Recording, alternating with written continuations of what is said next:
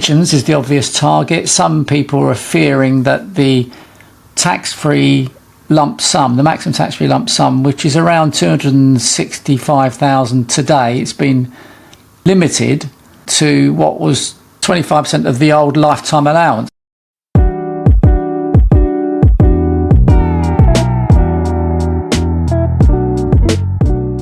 Hi everybody, I'd just like to talk to you today about the forthcoming Labour budget on 30th of October, when the new Chancellor of the Exchequer, Reeves, will explain what's held in the new budget. There's been an awful lot of media speculation and a lot of scaremongering going on. It hasn't been helped by the fact that Keir Starmer has already announced that it's going to be a painful budget. So it's little wonder that there's a lot of speculation about the kind of areas that could be affected. So I'm just going to run through a few of those and give you my personal opinion on them. I must make the point that whatever my opinion is, it could be completely wrong, of course, because none of us know for sure what's going to happen because we haven't got a crystal ball. But let me just talk about some of the things that may or may not happen in the budget so you can plan effectively. First of all, Labour in their manifesto claimed that they wouldn't increase income tax, national insurance, VAT, nor corporation tax. And the first three taxes I mentioned, they said they wouldn't increase those taxes for working people, whatever that means. My interpretation, it means people who have to work for a living. They can't just live on their investment income, for example. So it probably means working people, as in got a job and need to earn income to get by.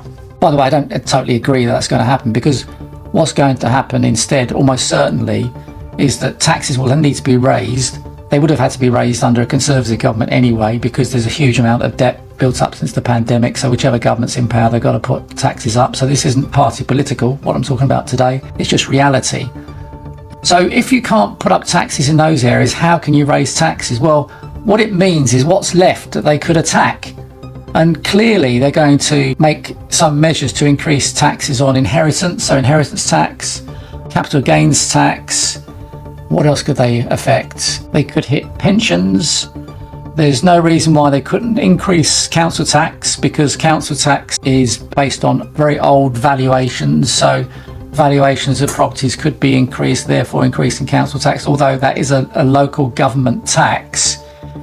The bottom line is that the government does still directly fund a lot of the revenue that goes to councils to pay for local services. Although they do raise money from council tax and so on, the councils, they still get a lot of direct government funding, so it does have an indirect effect.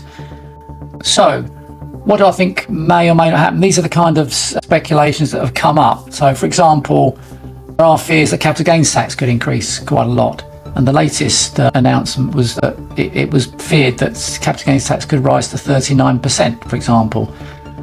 Do I think it's going to go that high? Probably not, if only because Keir Starmer recently said that that figure was wide of the mark, whatever that means. So it looks like capital gains tax probably will rise, but probably not by that extent. Now, what could happen to inheritance tax? All manner of things could happen to inheritance tax. One rumour is that on death, where currently no capital gains tax applies, but inheritance tax applies at 40%, on most estates, what Labour could do, they could apply capital gains tax on death as well as inheritance tax.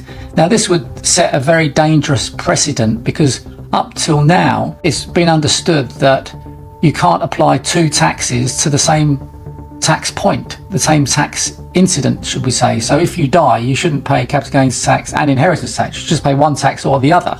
That general principle has been around for hundreds of years. So that would be anathema to bring in something like that. I think it's entirely possible. I don't know for sure whether it will be brought in or not.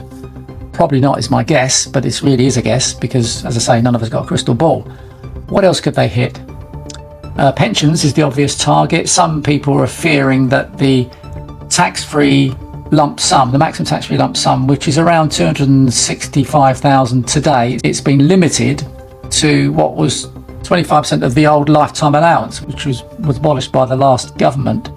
Now, some commentators are predicting this could reduce from 265,000-ish to £100,000.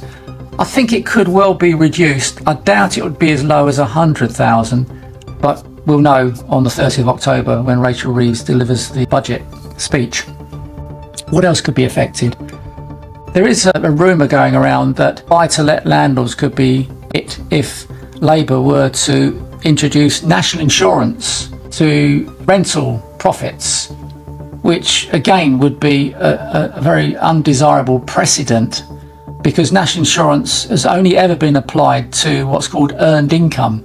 So if you are employed or self-employed or in a partnership, you pay national insurance on a certain level of profits, and that's called earned income because you're working to earn that income. But investment income, which includes rental income, comes from properties that you've bought presumably out of income that's already been paid tax on and you've already paid national insurance on. It would be a pretty bad precedent to start taxing you to national insurance on rental income when it's not earned income. So again, that would be a pretty bad precedent, and it's totally unprecedented to apply an earnings tax, because let's face it, national insurance is a tax. Be clear about this. It's just called national insurance. It is a tax. To apply that to investment income would be pretty awful, in my opinion. And I don't think the government, in all common sense, should do that, because the government only supplies approximately 50% of all housing in the UK for tenants. They do need the private rental sector, the private landlord sector, to provide the other 50% of homes for people who need to rent. And the more disincentives that are applied in terms of taxes and legislation, the more it will deter landlords who will sell their properties, but they won't be bought by first-time buyers. They'll be bought by other property owners. So I think it would be a bad move. So again, I doubt that measure will come in. But again, only time will tell once we have the budget.